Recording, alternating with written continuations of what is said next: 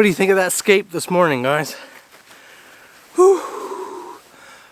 Cold here, starting to warm up fast, so especially out in this direct rising sun here. But down early minus teens this morning. I'd say it's about like minus 11 or something like that in the truck. But just gorgeous. Got to try to clean out the back of the truck there, get some of the ice out. I've got a dump run to do today, but we're gonna head inside and do a little bit of work on my other truck. Flatbed, you haven't seen that one for a while, but she's in there and I have some new stuff here that I have to get installed on it. Isn't that nice? I know you guys in some of the other parts of Canada who haven't done well with the snow this year, not much cold, you're enjoying that. Some of you parts of the States as well who've never seen temperatures like this. Oh, sure makes for nice mornings like this.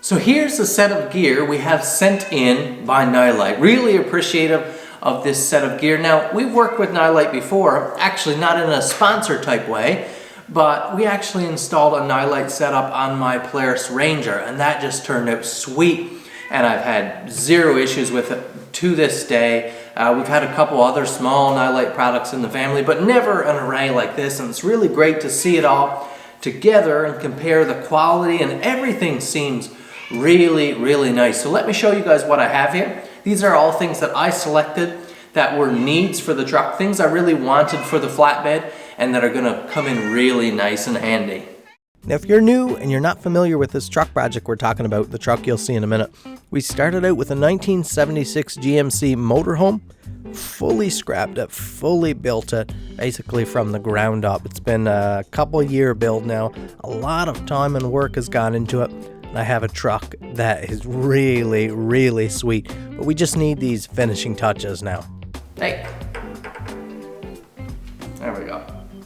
So right over here we have, and this is something I've wanted, I have a slight, very mild parasitic draw somewhere in the system, and I have a lot of accessories on it there now. We have the winch on the back for the jib crane, we have the 2-camera system, we have the sound system, we have the VHF radio, whole bunch of stuff going on. So there's a draw somewhere. So having a master battery switch like this is really nice. Because of that draw and the number of accessories, I wanted a voltmeter. So we've sent in a very basic voltmeter here so that we can keep an eye on where we are. Just click that key. And that's how I intend to set it up, and we can watch where our voltage is if we're dipping, you know, that type of thing. If you have the key left on with some accessories on, some music playing for a while, and you want to keep an eye on your voltage, really nice. I set that up on the side-by-side a few years ago when we did it, so that, of course, if you're at a campground having a barbecue, you're out in the woods with the bike shut off, and you got the key left on,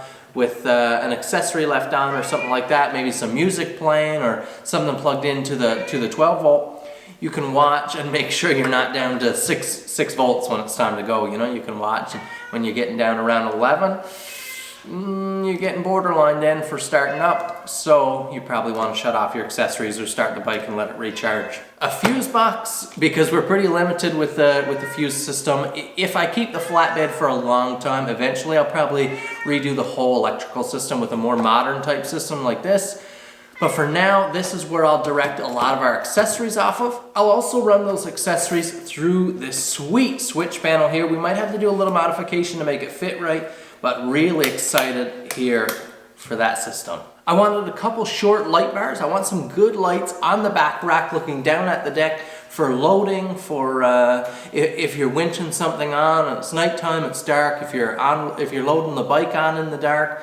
I didn't want to just rely on flashlights or things like that. So having a couple light bars hooked up that are on a switch We can just flick those on, light the deck up if we're loading materials or offloading, or let's say you're putting on a moose or taking a moose off or something like that. This is going to be great to have these. These are the right size, look real tidy there, mounted up in the back rack. And the last thing we have here, super excited, and I got to try this one at the parade this year because we did a little less of a parade float, but we still used the truck. So I wanted something big, you know, to command a little attention. And this is their hazard flasher. This is the exclusively amber one, so it only flashes amber and runs on different modes, all LED. Everything here is LED. Really, really sweet. This is a mag mount. I'll leave it mag mount for now, but in the future I might end up mounting it on the back rack, hard mounting it. Just feel a little more comfortable with that. So it's definitely going to take a bit of work to get all of this put in line, so it probably won't be done today in this video, but we'll be working away at it, and you'll see tidbits here and there, and we'll get the system all properly installed and get the accessories and everything up and running real nice on the truck so that we can have even more fun with it. The first step right now is to install that master switch. Now under the hood of these are almost cab over machines, so there is no room up here in the engine bay area. But the first step is to install that master switch, and that's what I've been doing right here. So this will mount through with 4 bolts here, but if you pull off the back, you can see that 2 main where we're going to split the positive lead, 2 ends, and depending on which way you're going to split it, we have these removable slots. So if you remove, you know, might be able to come in this side and come back out the same side, and you just remove one. If you got to do a pass-through type of thing, which is probably most common, it'll all work. But once that's done, that seals up, then you have this really nice, really quality feeling, heavy-duty battery disconnect. What I'm doing, I'm going to leave the standard like factory cables hooked up to the battery, but then I have a large power out from the battery over to the master switch, and on the other side of the master switch, the other positive where it's broke, all of my power for my accessories are going to come on the other side of that. And the reason being, when I installed a whole bunch of accessories on this thing last year, we hooked up the winch, we installed a sound system, we installed a bunch of LED lighting around the vehicle. There's a parasitic draw there somewhere where even in the summer and with a good battery, if I'm 2 or 3 weeks and I don't start the vehicle, I come out and the battery's dead.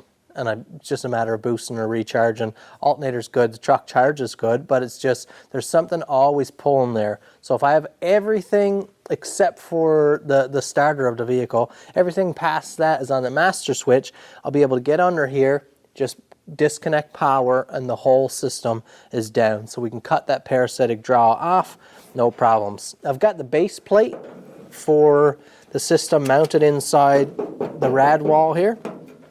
And this is my battery connect right here. These are very simple. You're just putting a brake in that positive lead. So you can see here we got those ends soldered on. Dad and I just did that. Nice good coat of electrical tape. Now on the accessory side, we have that power out, and that main lead runs back to our winch on the jib crane in the back.